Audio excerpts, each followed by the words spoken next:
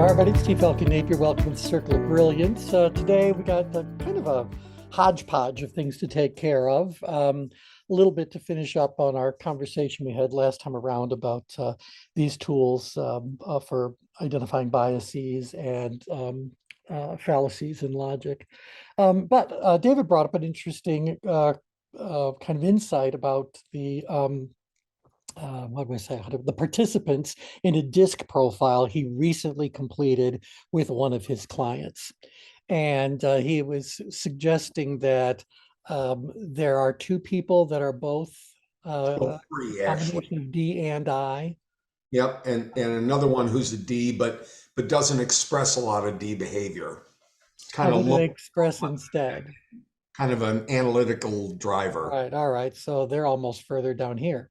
Yep. Yeah, a little down here. Okay, so but the question, why are influencer, or scratch that, just so you guys kind of know, if you're just going to talk about strict disc profile, people think you're going to end up D, I, S, or C. So a dominant, an influencer, is that what the I is for? Yep. Influence, a Steady. supportive, steady, is that what they call it? Steady? Yeah, Yeah, steady. steady. And compliant, or what do they call that one? Conservative? Compliant. Compliant, yeah. And so they really do map very well to the quadrants as we tend to go over them. So out grid is obviously where the D would live, and up grid is where the I would live, and in grid is where the S would live, and down grid is where the C would live. Well, as DISC, like all psychometric tools, evolved, they started talking about people being a blend of things. And so there was a blend between being a D or an I and an I. And so Yep. if you want to just talk about the exact center of that blend, well, that would be this type here. So bottom line, by looking at those stopping points midway between the four quadrants, you turn a 4-type system in an 8-type system. Well, then it continued I think, evolve to the point where they said, well, you could have a much stronger D contributor than the I contributor. So maybe you're primarily a D with a secondary I, or maybe you're an I with a secondary D. They started to acknowledge and explore the fact that these are all located on a continuum, a circular continuum that goes all the way around. And then, as David pointed out, it also has a bit of a circumplex. So it can also tell us how far does it radiate from the center, with the center of it being none of a particular trait. And then as you experience or express more and more of a particular trait, that little wedge of the circumplex is going to come poking out even further. David, am I describing that correctly? Yep, absolutely. Up. And so I think that we can kind of appreciate, this is a very long setup for a very short question, by the way, but oh, such is necessary. Yeah. So I just think this is probably the best layer to look at to kind of understand any quadrant-based personality typing system. Now, David had said one of these individuals, who he said is a DI blend Yep. to one degree or another, becomes difficult to deal with. Was that how you characterized it? Yes. Okay, you want to give us a little more, Yeah, no, what does that she's in translate into? charge. She's in charge of the ELIZA project. The ELIZA project is a group of 5 people, highly skilled, who are designing a new system for them to operate on. Hmm. They're using a company out of Michigan to give them the basis for the system, and then they're providing all the information and the programming and everything else. All Well, right. she is. It takes up a lot of resources and a lot of energy inside the company, and it's a very important project. She comes from a big company background where she's used to having a lot of resources and a lot of people.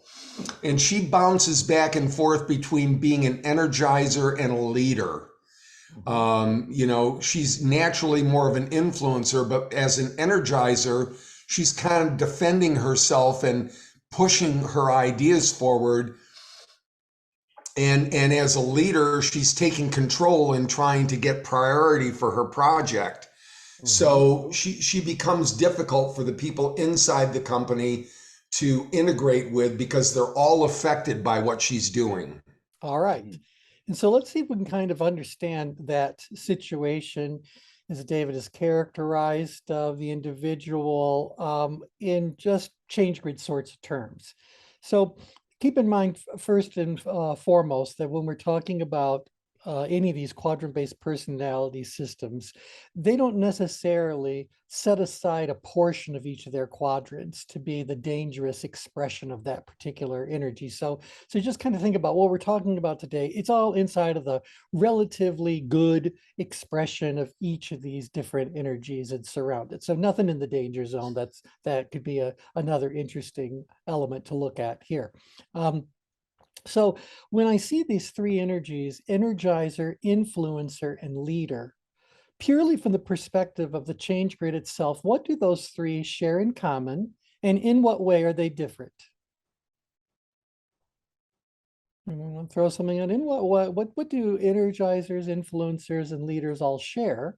They seem to have a high perceived challenge. High Challenge. perceived challenge. They all perceive the challenge as high.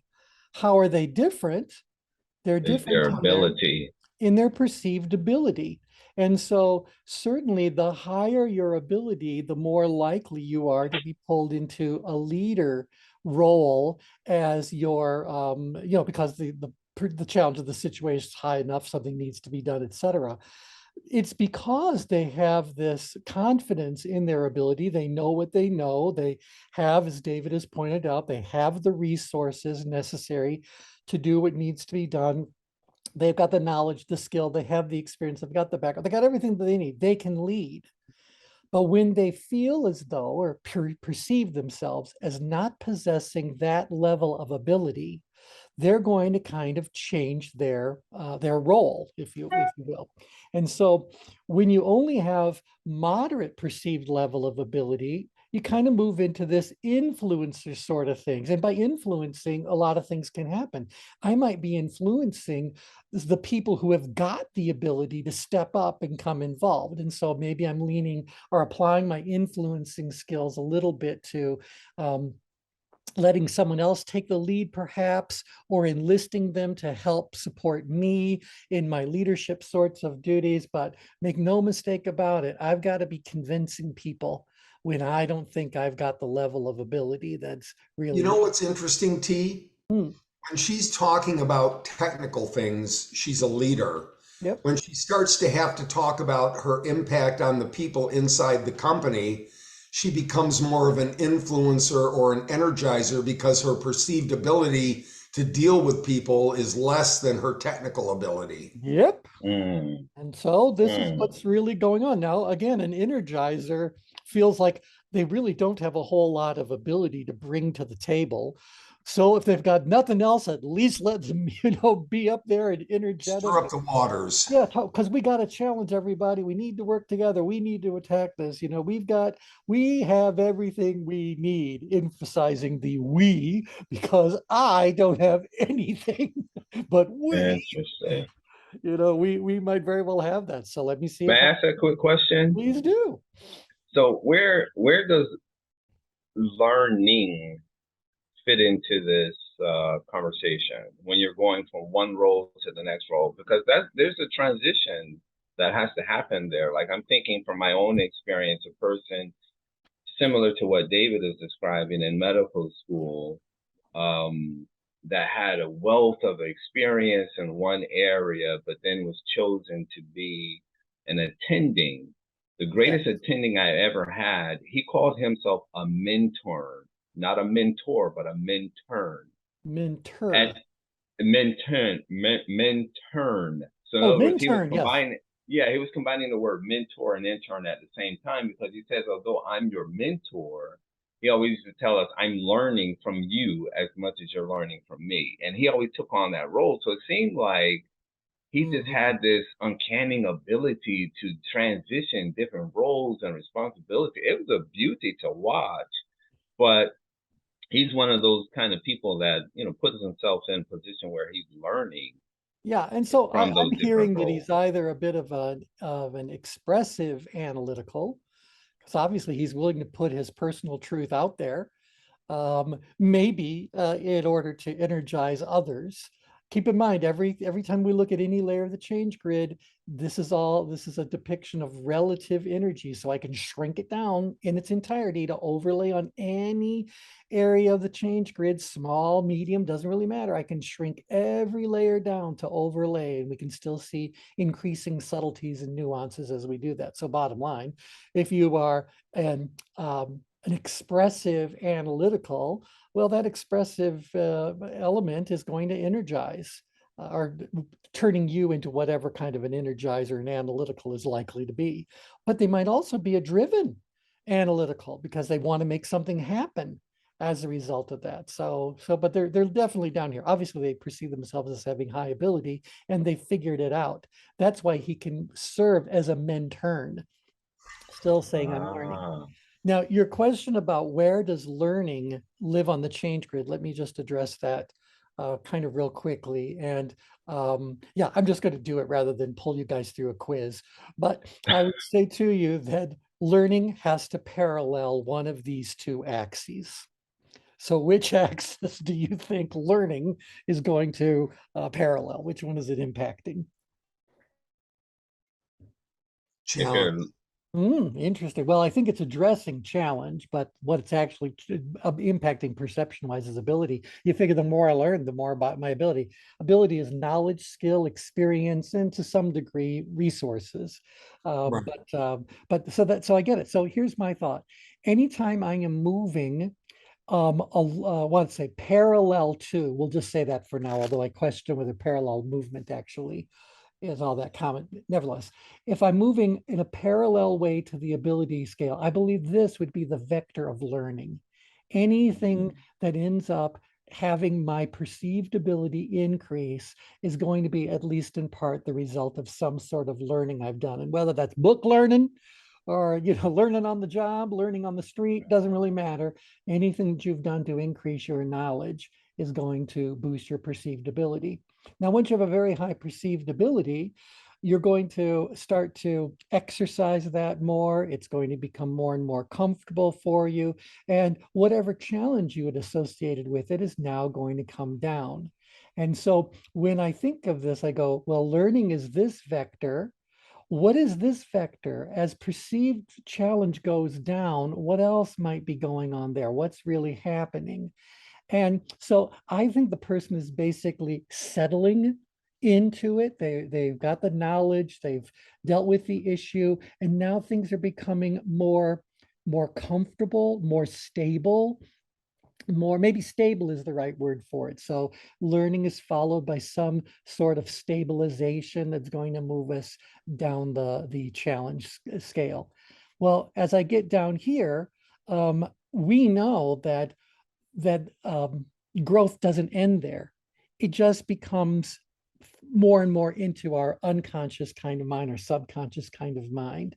So are you guys paralleling this? Because I didn't want to go all the way back yeah, to the idea about yeah. the adult learning theory, but that's the whole thing. So now what happens is that instead of learning, I don't want to say that I'm unlearning, but something is causing my perceived ability to shrink back. So, right, okay. So what's causing my ability to shrink back? It's not so much that I'm doing something as much as I might not be doing something. And what I'm not doing is I'm not paying attention So to paying what's attention. yeah. Yeah. And so I don't know what that vector would be, but I'm going to say that vector is kind of like obliviousness. Maybe that's autopilot. Hmm. Something like that. But basically, I learned what I needed to learn to take care of what I needed to take care of, and now it's in my toolbox. Is something I can turn to anytime I want. I can breathe my sigh of relief. If I think I'm done at that moment, I could very easily find myself suffering from an illusion of control. The world kept changing and I didn't notice. So little by little, unconsciously, my perceived level of ability, well, how do I do this? My perceived level of ability may continue to be strong, but I hate even use the word real level of ability, actual level of ability. Demonstrated. Well, no, because it's like it's not happening yet. Um, but it's about to be put to the test. That's going to be this last vector. So I think that's what it is. I obviously I've never tried to put words to this before, so maybe that'd be an interesting exercise. But there's this idea that life goes on and I don't notice, and so my actual level of ability is shrinking. Um, no, how do I put this? It's not so much that it's shrinking. I'm not losing anything. I'm just not gaining what it is that I need to be gaining. I've stopped learning. And because I've stopped Plateaued. learning, what's that? Plateaued. Plateaued. I like that idea because it's just kind of like I I'm this gap is forming and I don't even know that the gap is forming. So I don't know what that vector is, but I'm going to end up being ignorant about how to best handle the new set of changes that are going on.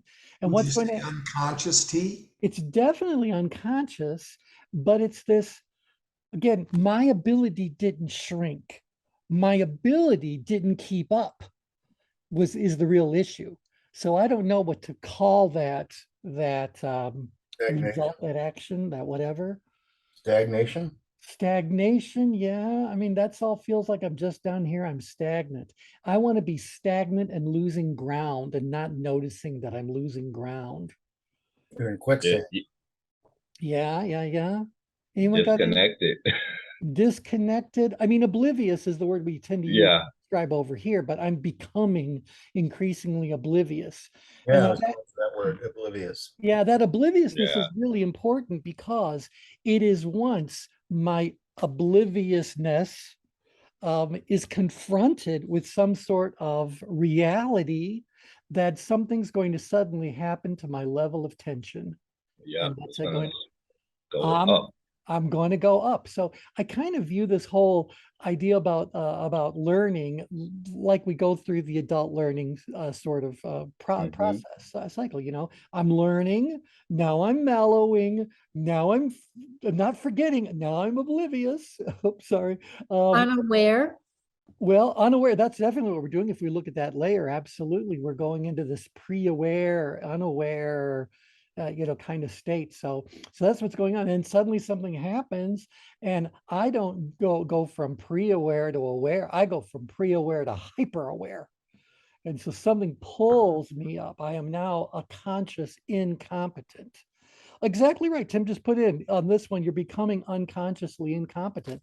The Hmm. problem isn't the problem isn't what's happening on the competence level. The problem is what's happening on the consciousness level. So Right. I'm not noticing. I don't know what's going on. I mean, don't judge me. I didn't lose anything. Um, you got to believe I'm ready to handle yesterday's challenges and always will be. But things Isn't change. that isn't that what happened? Is that something moved on and we didn't? That's exactly Yeah. right. That's good. That's You real know, good. face it, life is in constant motion. I mean, I Right. And we're also technology. burdened by, we live, we humans are a linear existence. And so we know that things are going to continue to change, things that time is going to continue to pass. We don't tend to stagnate. There's always people stirring things up, and obviously things are being invented and new opportunities are being solved. So it's just growth is part of who we are as a an entity. So I get all that. So, but that's when you move from upgrid to outgrid, and then from outgrid, things are starting to slip down. By the way, one of the biggest reasons why things might be slipping down is because those things aren't really demanding as much of your conscious attention, which is liberating you as this driver, outgrid D type, to take care of what's next. Move on, Yeah. move on, move on. Then this stabilizes. I get it, becomes more formal. Then I become oblivious, and then up, here I am aware again.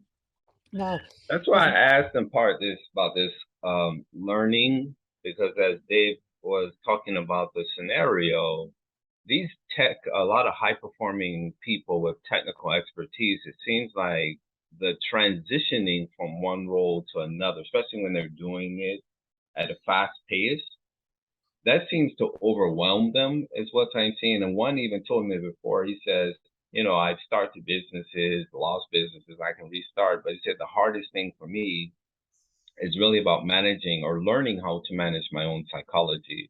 So when it comes to him speaking to his engineers, he can do that with this level of expertise, but then it's hard for him to articulate the actual vision. So people are trying to figure out, well, where are we actually going? Like why are we doing these tasks? How does this relate to the bigger picture? He can't put that into words, but he mastered the technical aspect of things. And we see this like when you put together a product, right?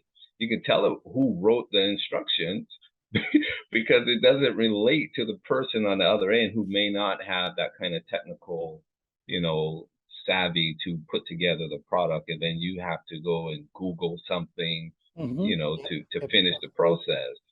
Yeah. Well, and again, all that, I think the moment we use the word learning, I think the moment we use the word learning, we're talking about a behavior that impacts our perceived ability. And as it impacts perceived ability, if there's a match between what I've learned and what I face, I may actually see perceived challenge come down as well. So that learning drives ability. Ability in turn may impact perceived challenge.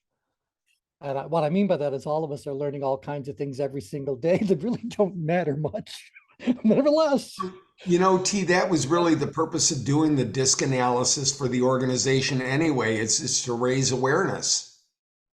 Yeah, that's what you really need to do. So that's attention building activity. You're trying to make them become aware. And by moving them up grid, they now have a new set of challenges, a new set of opportunities to grow and expand and all that kind of stuff, and a new mandate to learn. And so hopefully they'll do that, they'll learn it, they'll apply it, it'll start to prove itself, and sooner or later it becomes very routine, part of the fabric of the organization, and then it disappears from their consciousness. Wayne, feel free to chime in, go right ahead. Yeah, so two observations that one I'm sure you'll go run with is this idea of losing ground if you're not progressing. I wonder if one of the ways that we can represent the time aspect, I know we talk about naturally dropping our level of productive tension, but I also wonder if the whole change grid shrinks into the in-grid corner over time. Oh, Interesting. see, yeah, that's definitely one of the more advanced kind of concepts. I think you guys have heard us talk about stretch and squish and squash and scale and all those skew and all these different things. We used to have a program all about advanced concepts because not everyone's change grid is a square. Some people are squashed. Some people are stretched. So, some people are just not quite right. So it's going to be there. But one of the things we talk about is that your change grid over the course of your life is going to float around this grand territory we call, the grand change grid of life, where all the real possibilities of behavior, attitudes, beliefs, and behaviors exist. Well, we exist in some sort of a smaller world than that universe represents. And as we, mature, as we whatever, try to create our world, and creating a world also involves having some boundaries put in place, some restrictions containing it to whatever degree. That is moving things in grid, because ultimately we're saying, I don't want to keep pulling I don't want to be handling risks. I don't want to be growing. Can I just be content where I am? Is that really such a bad thing? At a certain point in life, people go, no, content is probably good. So, but what you've just done is say, I am now putting a hard stop on where 1212 is on my change grid in the realm of my personal possibilities. I am redefining how outgrid my most outgrid point is going to be. Does that make sense for What's everyone? wrong with it? Yeah, right. And there's the physical analogy of range of motion. Okay, tell us. Well, if you are, especially if you're injured, you tend to not now move your limbs out to the full extent of where they can go. And you start building up this internal map that says, oh, this is as far as I can go anymore. So this range of motion, if you're not continually doing things to push that level of engagement to execution, then your extremes may shrink. Exactly. Now, do you think they all shrink proportionately all at once, or can I just shrink from one direction? Hmm. Probably happens, I'm thinking physically, probably happens over time directionally. Because you do have perioceptive and proprioceptive, so you have muscle memory and those kinds of things, and so it can remember directionally how you move, but over time, when atrophy starts to settle in, moving in one direction could become stiffer than moving in another. And that makes So it sense. depends. And Yeah. that's, I think you can apply that exact same dynamic to the world of someone's mind. Yeah, exactly. Like, for example, Exactly. it should not surprise anybody to when I share with you that as someone who lives in an over 55 community, the vast majority of the 30 some odd thousand people who live in Sun City West alone are stuck in their thinking patterns. So whatever their world is so tightly defined, so constrained, so restricted, so defined, whatever word you want to throw into the pile, you feel free. And they're simultaneously happy and clueless. So it's a really interesting thing to observe all around us all day, every day. So yeah. So it shouldn't surprise any of you as you think about your own relatives. And as people just plain get older, they're going to have their world become a little bit more clearly defined, more easily controlled, more manageable, all those kinds of things. And there's good, solid reason to do that. It's a valuable thing to do, but it comes with its own price tag. Hmm. So yeah. Let me Yeah. share with you guys something that I've probably shared. Well, I mean, as long as I've been doing this, I'm sure I've shared everything, but you guys probably know that for several years, many times, I was the graduate assistant for the Dale Carnegie course in human relations and effective public speaking. And so I attribute my whole career to the fact that I went through the Dale Carnegie program. And so when you're a graduate assistant and a new class is starting, so there's an instructor and then there's a bunch of graduate assistants and then you got the whole class. Well, the session, they want the graduate assistants to just get up, and you only have 2 minutes, but in 2 minutes flat, can you tell the audience what it is that you feel you got out of going through Dale Carnegie and why you wanted to be a graduate assistant. Okay. That's the setup. So this is the one that I said. I said, the greatest thing I got from Dale Carnegie was my arms. Before Dale Carnegie, I thought that everything that I wanted in life was out there, slightly beyond my reach.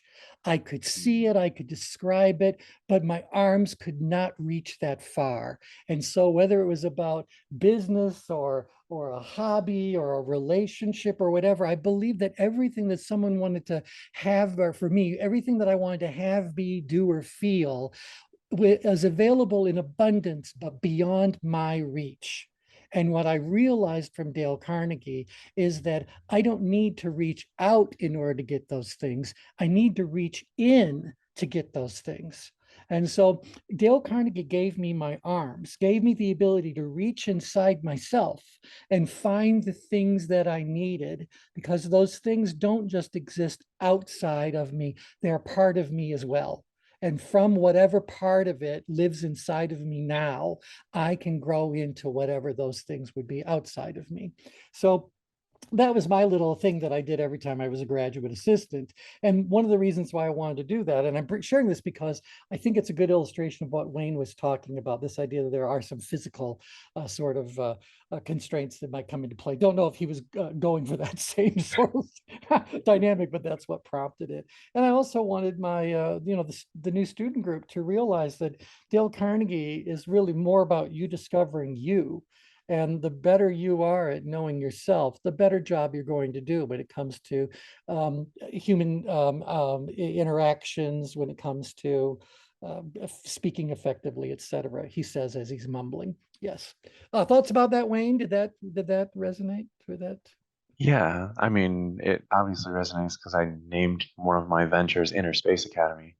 Oh, So we're exploring the inner space. great. Do we need uniforms for that? I hope there's uniforms.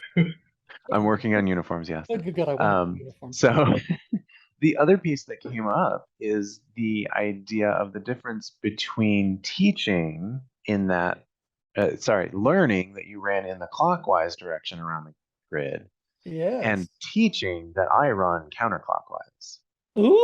Ooh, bravo. Round of applause for that. Say that Brilliant. again. Thank you. Tell us about that. Take us on a counterclockwise tour. So if you are learning, you go through the unconscious incompetence, conscious incompetence, conscious competence, conscious, unconscious competence. So Yep. you've circled down into downgrid. Yep. If you use something like the experiential learning theory or the format instructional design methodologies, that has the opposite direction for the Yeah. teaching side of it. We're going to It start does. with why, the social connection. And Yep. so that's the in-grid side of things. Then we Okay. go into just a little bit of what, enough to go do the how. So we swing through the downgrid quadrant out to the outgrid Yes. and go how, and we're going to go execute and practice and do the work. And then we cycle back to, and where else can we go apply this, which I think is a very upgrid energy. Absolutely. Yeah. That's the advocate. And That's- then we're ready to take the next loop. We've set ourselves up so that we can then, instead of being down in that downgrid,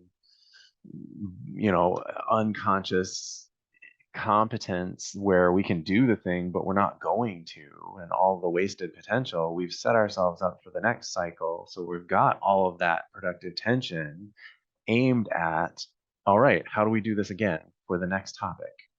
See, what I like about what you've just described, and this is a totally new insight for me, so thank you for provoking this, is that in the dynamic you've just described, I went from in-grid to down-grid to out-grid. I have no need to go through up-grid and come back down. I can just be a bit of a wave, and now what I've learned will settle for itself, and maybe something else will come along that's at this not necessarily high perceived challenge. Is that what you're thinking? Or is that what the dynamic is to stay only on the healthy side of things? Or? Well, in the context of teaching something, Mhm. if we actually get them to that outgrid place, that's great. They may not actually have the ability that they think they do, which is part of setting them up for the next iteration of learning. All right, so you got that skill. Now let's go look at that in a larger context. This is only a small piece of the skill set that you really need, which definitely pushes them upgrid. And so what type of how high would you say the tension would get in that approach? I mean, obviously, if you've got someone who's way up in stress to start off with, that feels very different than this exercise. Yep. Yeah, so I would want them up there right near that threshold of activation, just enough to take action on the next cycle. So wherever theirs happens to land, hopefully right there near the edge of power stress. Right. Yeah, there's a continuum that happened that I remember in experiential learning, because we used it a lot in our training. And I remember they used to come and train on that. So what Wayne is describing, they actually take you on this path from abstract to concrete on one continuum. And I forget what the other continuum is, but the premise is that you come to an experiential learning situation or moment with some experience, whether it is, you have no knowledge, skills, or experience or not. You're going to work with whatever it is you bring to the table. And that's what they set it up for. Yeah, the other dimension is random versus sequential. No. The other dimension is reflective observation versus active experimentation. Oh, yeah. Okay. What's that guy's name, Wayne? That COB. created that? Yeah, exactly. Dr. COB created that model. Yeah, but I have an image of that. But Grigor, Yeah, The go ahead. Gregoric is random versus, yeah, no, you're right. That's Gregoric. So we got two different models then that both Yeah. have at least one of their dimensions is shared. And then they're looking at a difference. So it would be interesting to see what the parallel may be between abstract versus what was the other dimension you guys were talking about, the range? Concrete, abstract concrete. Yeah, Yeah. abstract concrete, that's Gregoric for sure. Uh-huh. The And COB what's the uses other? the same thing because he has two, like he uses like an X and it has these continuums. There's a thinking continuum, Yep, and then I forget what he called that other continuum. Feeling, essentially. feeling, yeah. Right. Yeah. Yeah, well, we should pull those up and take a look at those. And I'll see if I can find the image here. yeah, it's somewhere in the deck because I seem to remember a couple of years back in the circle calls, we found ourselves talking about different models. And I do remember Kolb and Gregoric both came up then, but I think we were talking about something else at the time, not quite how teaching as a dynamic is impacting movement on the change grid, and how does that parallel learning? So if we're saying that, well, people need to learn, well, then someone has to teach. And then if people need to somehow or another get something to be standardized, become more routine, there has to be something that is driving the belief that this is something that you do want to formalize so that you can pull it out and use it again down the road. So not everything that we develop great ability around needs to become part of the fabric of how everyone operates. So this is Right. really interesting. Thank you for that. Yeah. Yep. I love it. Okay. So David, it goes back to you. So we were talking about this change grid interpretation sort of thing. Now what? Now what? Did that answer your issue about the individual's behavior? Yes. Yeah, so they become reactive. Now, also keep in mind that the influencer, if we look at the adjective map, this influencer wedge is where you also find words like romancing. This is where flirting lives. This is where you come across as being very smooth. So it's very, very, what do I want to say? Politically correct, very persuasive. It knows how to read a room. And it realizes that the energy, I'm speaking on behalf of the energy realizes that it's best bet to win in a situation where ability is not as high as one would like it to be, is to work your personality, is to leverage those kinds of things. Well, that's exactly what she does. Yeah, and so this is where she would like play that part of the game.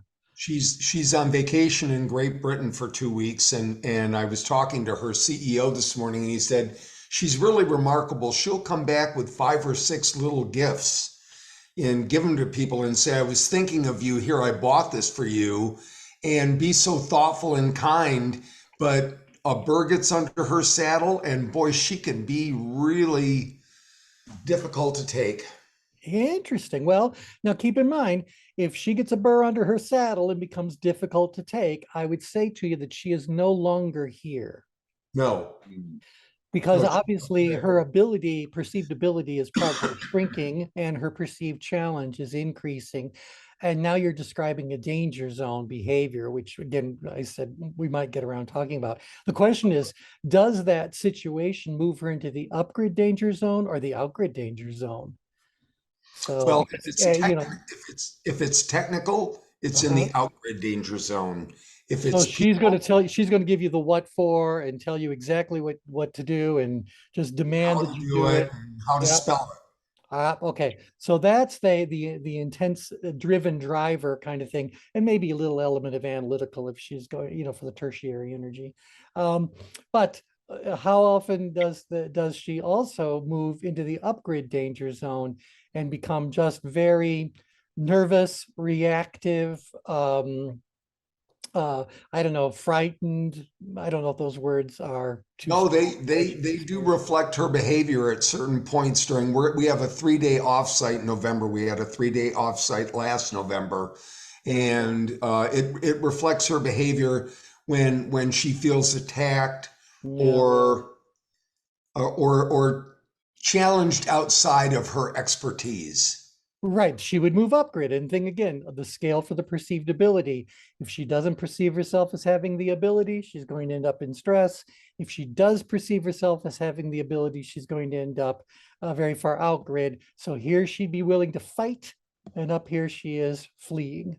Yes. Yeah. Okay. Now keep in mind, again, just a reminder, everyone on the call looking at the list should know that the four powerless points are in fact the exact same point. And so all these danger zones are physically adjacent to one another. And so while we might think anger is more likely to be up grid, well, someone who's in the out grid danger zone, I don't know so much as they get angry as much as they simply dismiss you and put up that kind of a barrier or kind of a wall, so it'd be interesting to talk about how certain emotions morph as you change your Yes, routine. as far as responsiveness is concerned in the overall organization, her husband, who's a high C, and the controller, who's a high or is a high D, but not real high on the circumplex, are very difficult to get responses from. Oh, of course. Yeah, because they're downgrade to begin with. Yeah. They would find this energy. I'm not going to talk about people, but if you tend to be more outgrade and downgrade, keep in mind that what you all have in common, if the leader, the advocator, and the thinker all have a high perceived level of ability in common.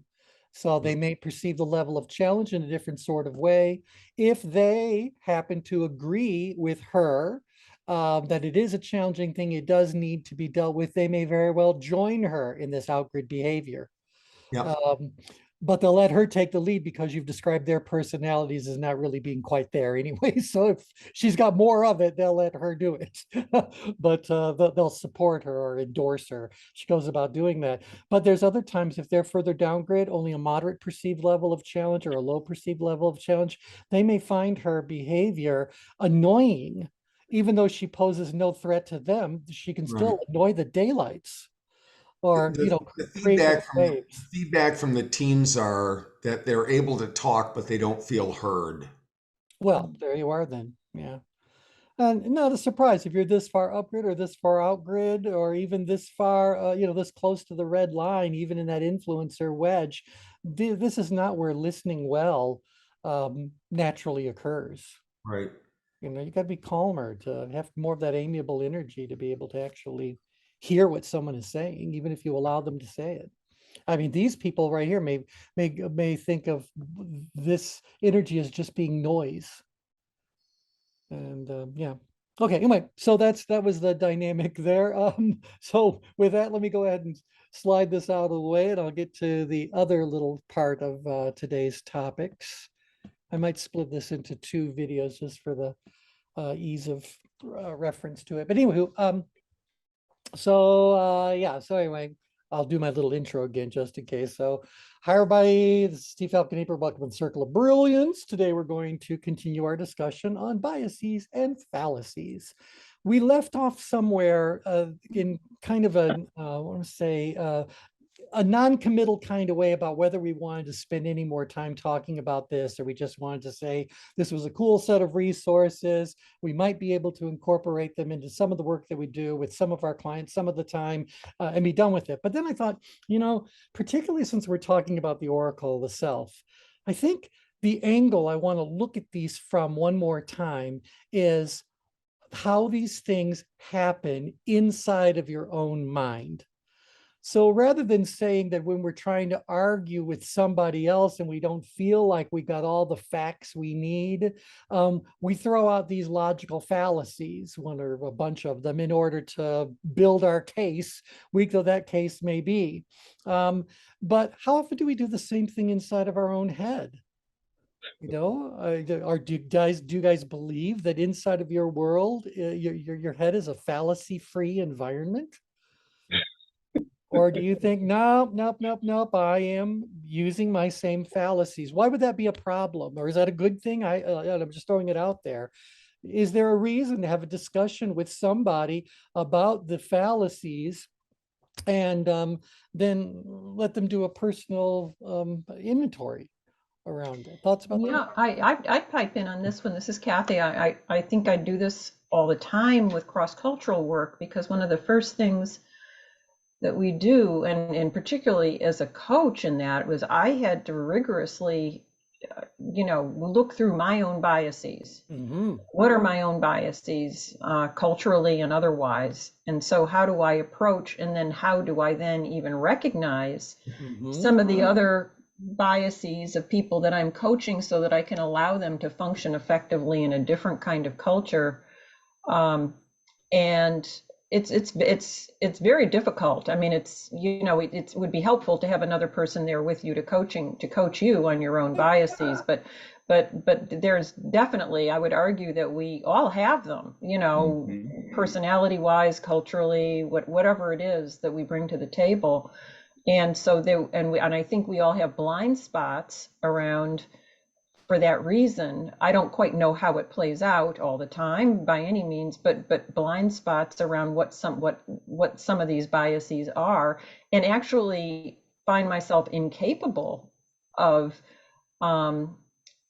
even describing some of these biases in other people, or recognizing them, or managing them. Mm-hmm. So because of that, I think that's been my experience.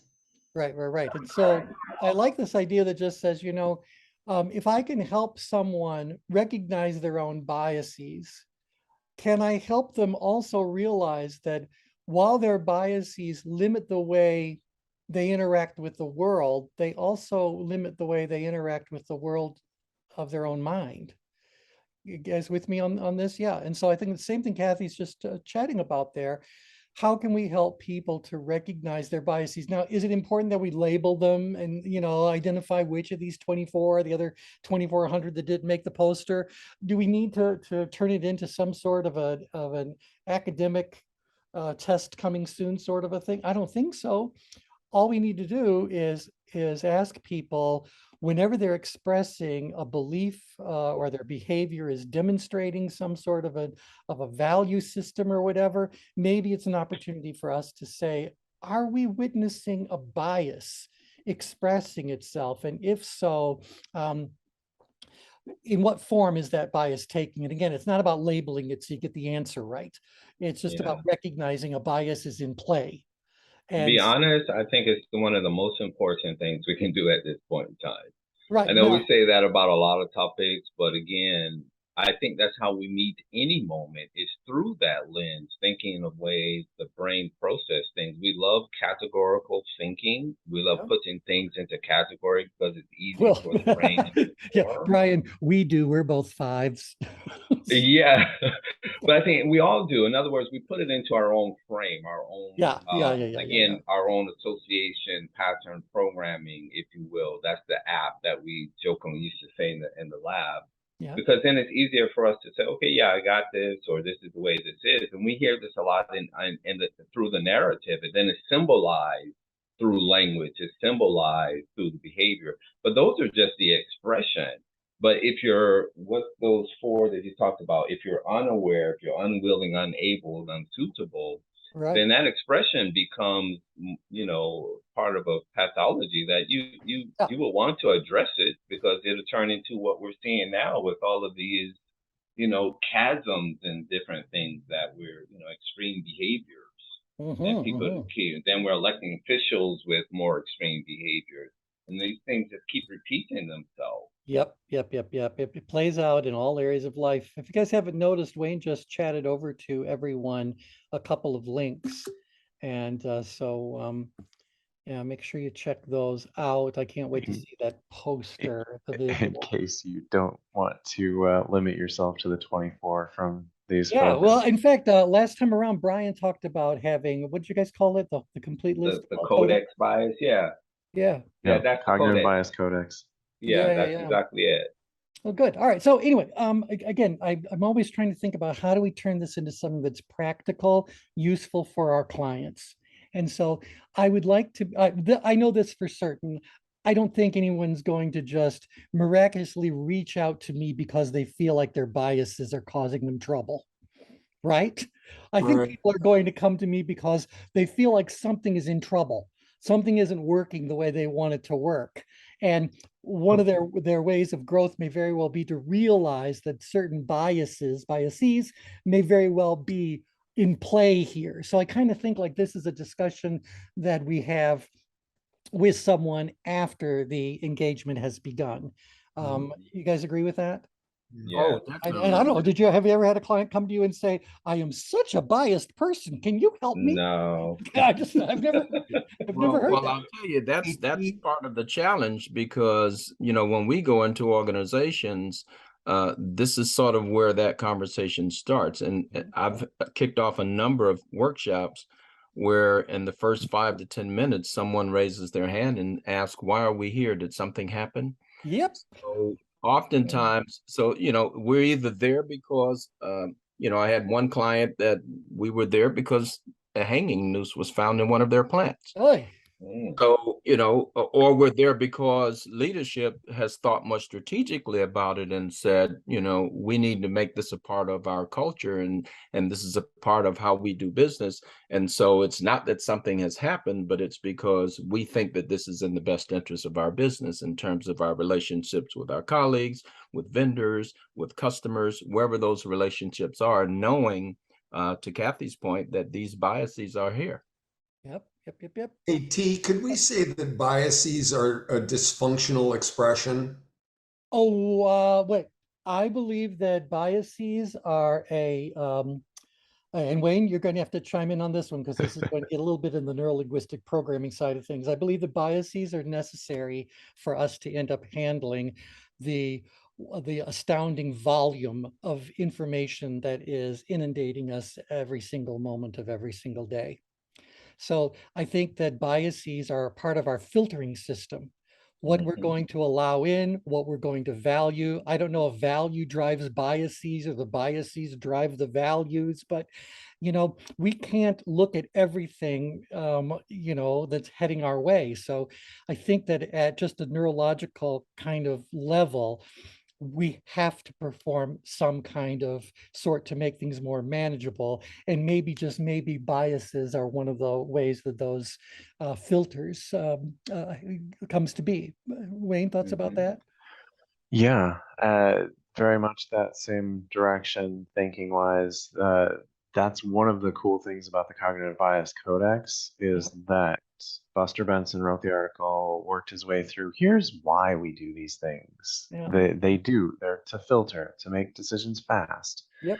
And it's not necessarily correct, but it's an approximation that gets us an answer and we can keep moving. Yeah. Yep. And so when you want the depth behind all of that, I highly recommend Thinking Fast and Thinking Slow. Yeah. And that one, Kahneman goes into a lot of depth on system 1 versus system 2 and how do we get from I made that snap decision based on these biases, these sources, and now let's do the hard work of making good thinking decisions that takes Right. more energy, takes more time, and often takes intention on our part. Right. And see, that's what I mean when I say the categorical thinking, because that's how the brain performs. So, and the codex is even broken down into categories. Like when you have too much information, here are the biases here that tend to play out. And when you have, not enough information, here are the biases that play out. And so, this is just the way the brain performs. And so again, we have to be able to utilize that information for its best use. But if we're unaware or unwilling, and certainly if we practice our unableness, if you will, and we find it not suitable to do so, then you just stay stuck in it, and that's just not good for anyone. But those are nothing more than filtering symptoms, and they are systems, and they become symptoms of roots. Yeah, and that's why getting to exactly. narrative, like what Kathy was talking about with helping people to reflect becomes important. And right now, I hear it all the time. People say, I don't have time for that. And so they just want their story to just play out the way it's playing out. Exactly. And so to kind of like pull this back to David's question, I would say to you, David, that all of these kind of developed organically over the period of time I don't know how long, I don't know, but I'll bet it's been around since people have been talking to each other. Um, this is something that naturally occurs. And we are probably not even aware of the tiniest percentage of them that we actually are experiencing. I would imagine that if the codex has some exercises around it, it might be very eye-opening to find out which of these tend to come your way. Maybe you develop them yourself, maybe inherited from somebody, but I believe these are naturally occurring. They are part of the fabric of the way humans communicate with one another and in their own mind. So if these are But filters, yes, go ahead. you know what, T, but I think it goes beyond the filters and the information. A lot of people won't let go of them Right, because it's reinforcing their identity, their sense of self, their right. definition. You know what I mean? So I think Absolutely. there's a deeper rootedness to I some think of there is, the, and I think yeah. that's what gets this now to the fallacies poster. So biases, we'll just say for now, are the filters that we tend to apply to our own life and our thinking. And the way we justify those fallacies or justify those biases is because of these fallacies. I don't have the information because the filter prevented it from getting in. And so what I use in order to maintain my bias, maintain my values, my beliefs, my whatever, is probably fallacious thinking.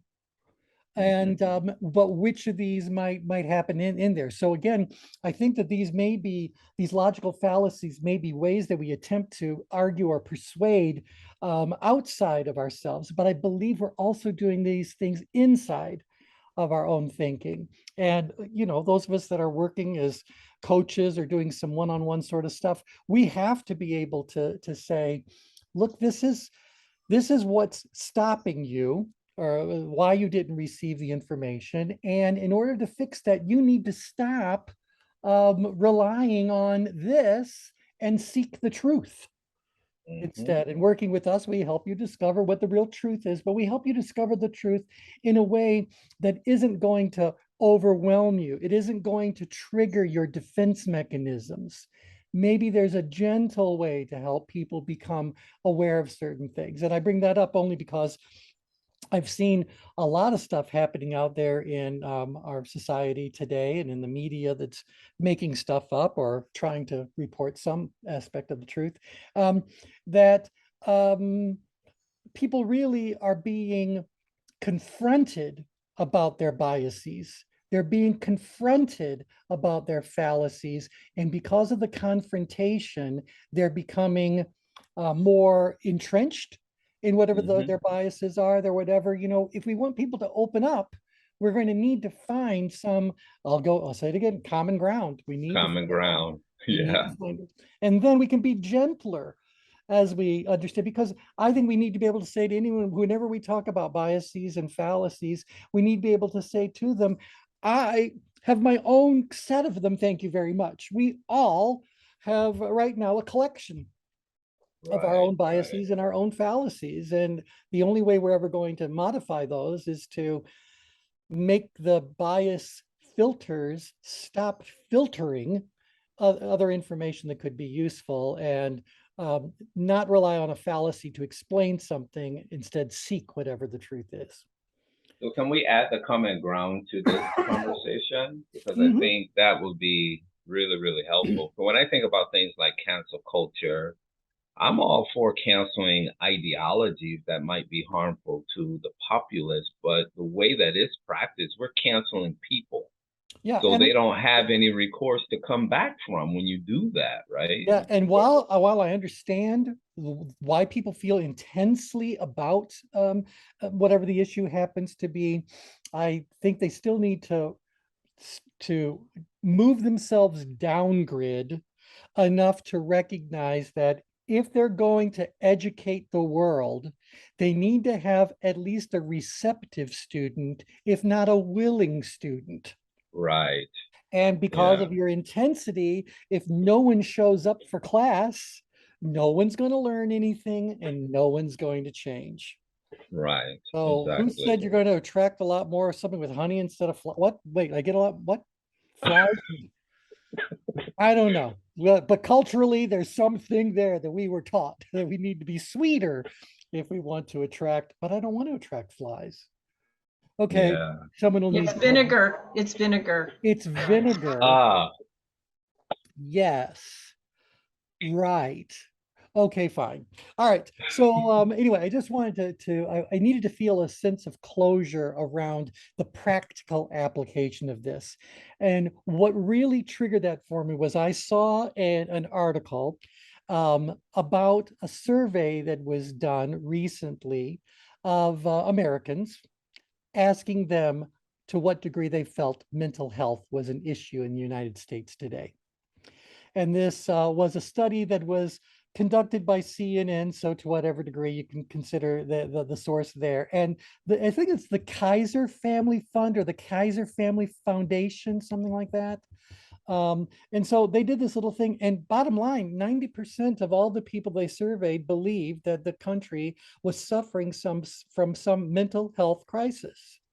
Well, if 90% of you believe that something is true, and by the way, they break it down into different topics and categories. It really is an interesting little study that they did. But bottom line, it's kind of like, is this a time where they're kind of going like, it's everybody else who has the mental health issues, it's everyone else who's being impacted by these things. And I just wanted to say, I believe all of us are being exposed to things that are, if they haven't started already, may very well undermine our individual mental health. Is that fair enough to say that all of us should view ourselves as impacted? All of us should view ourselves as patients, but maybe we're in the wellness center instead of the emergency room. I don't know. I just think it's yeah. So I've said enough. Any thoughts about that and yeah. So I look forward to it, quite honestly. I'm just seeing some quite dire public health statistics that informing some of my research, and like even major metropolitan cities like here in Washington D.C. have a 70% single occupancy. And so when they're talking about this impact of mental health in terms of loneliness, the Department of Health and Human Services just put out $27 million to address mental health issues for youth in particular, because they're really suffering from this, and they're getting their information from all these different social media sites, and it's creating these biases. If you add to that I think it's in that same article, it says that we are going to have a new medication addiction crisis or whatever. I don't forget where they word that, those strong words, but nevertheless, saying, people used to have all these problems with painkillers that really destroyed a lot of lives and impacted a lot of people beyond those that were addicted, and on and on. They're saying now that they believe the next wave is going to be people taking anti-anxiety medications. The difference is that the anti-anxiety medications don't tend to bring you any kind of bliss that you're going to get addicted to or anything like that. They have different properties kind of altogether, but nevertheless, when you've got, and I think they said something like by 2030, they believe that 3/4 of the population will be taking a prescribed anti-anxiety medication. Well, when that happens, we don't need medication. We need to fix what's causing all this anxiety. Thank you, T. Thank you, T. Right. We don't need to be medicated. We need to go like, enough already. Are we creating an unsustainable world? Are we creating an unsustainable situation? Yes. Well, then let's fix that. Stop medicating and start fixing. Right.